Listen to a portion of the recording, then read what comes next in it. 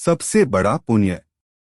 नमस्कार दोस्तों, एक राजा बहुत बड़ा प्रजापालक था। हमेशा प्रजा के हित में प्रयत्नशील रहता था। वह इतना कर्मठ था कि अपना सुख ऐशोआराम सब छोड़कर सारा समय जन कल्याण में ही लगा देता था। यहाँ तक कि जो मोक्ष का साधन है अर्थात भगवत भजन, उसके लिए भी वह समय नहीं निकाल पाता था। एक सुबह राजा वन की तरफ भ्रमण करने के लिए जा रहा था कि उसे एक देव के दर्शन हुए। राजा ने देव को प्रणाम करते हुए उनका अभिनंदन किया और देव के हाथों में एक लंबी चौड़ी पुस्तक देखकर उनसे पूछा, महाराज, आपके हाथ में यह क्या है?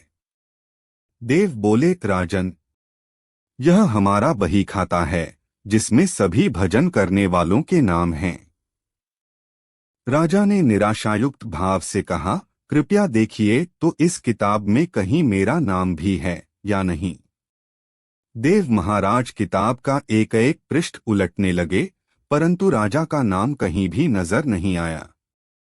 राजा ने देव को चिंतित देखकर कहा, महाराज, आप चिंतित ना हो, आपके ढूंढने में कोई भी कमी नहीं है। वास्तव में ये मेरा दुर्भाग्य है कि मैं भजन कीर्तन के लिए समय नहीं निकाल पाता और इसीलिए मेरा नाम यहाँ नहीं है।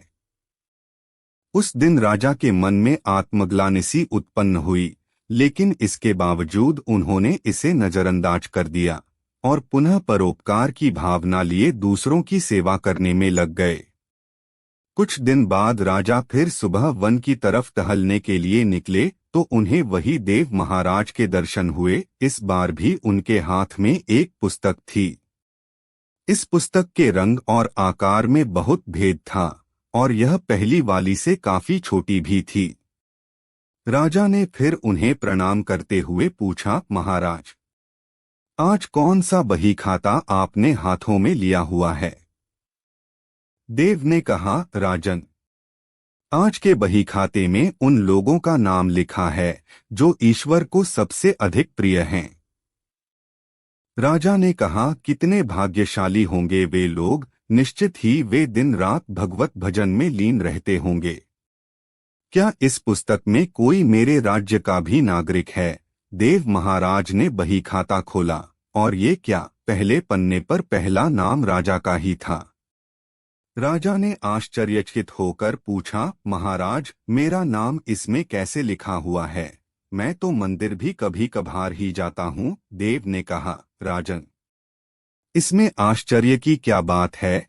जो लोग निष्काम होकर संसार की सेवा करते हैं, जो लोग संसार के उपकार में अपना जीवन अर्पण करते हैं, जो लोग मुक्ति का लोभ भी त्याग कर प्रभु के निर्बल संतानों की सेवा सहायता में अपना योगदान देते हैं, उन त्यागी महापुरुषों का भजन स्वयं ईश्वर करता है।